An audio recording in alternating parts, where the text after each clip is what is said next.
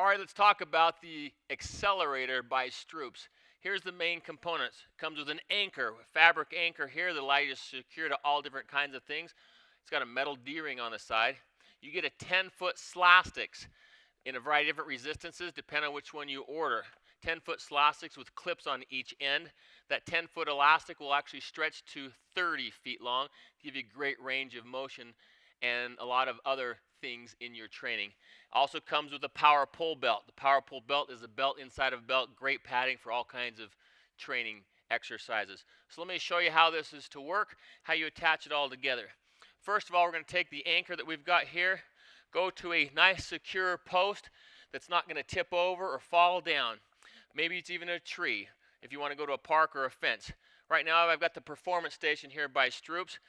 Now all I have to do is take the anchor strap, and wrap it around my secure position, tuck my D-ring in, and locked into place. Now I don't want it to slide up and down during my exercise, so I'm actually going to reattach this to the ear here on the performance station.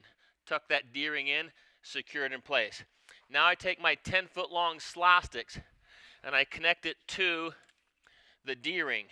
On this side of the accelerator, I'm going to attach my power pull belt. The power pull belt, as I said before, is a belt inside of a belt.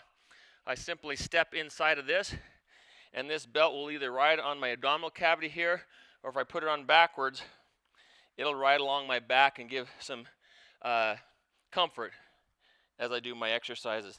Now the belt inside of the belt, the inside belt is secured to your abdominal area by this plastic clip. Now it does not have to be in place during most exercises.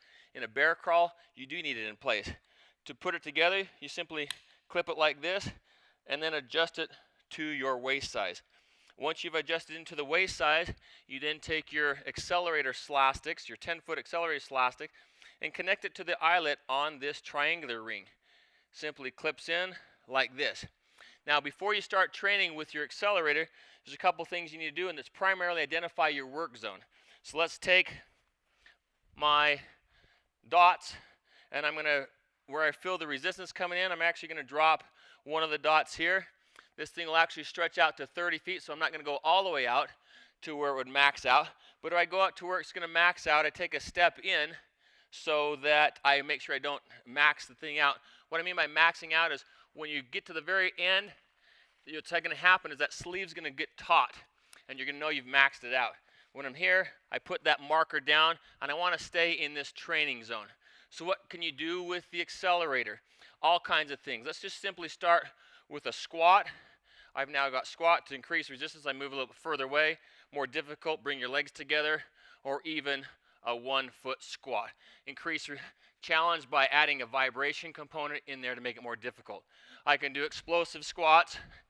I can do lunges, getting assisted lunge here. I can do a side shuffle, and it pivots around 180 degrees really quickly. I can then move it so I can have the pull come from behind me, the abdominal padding in the front. Explosive jumps out this direction. Shuffles, knee to knees, you name it. All kinds of movements you can do with your accelerator by Stroops.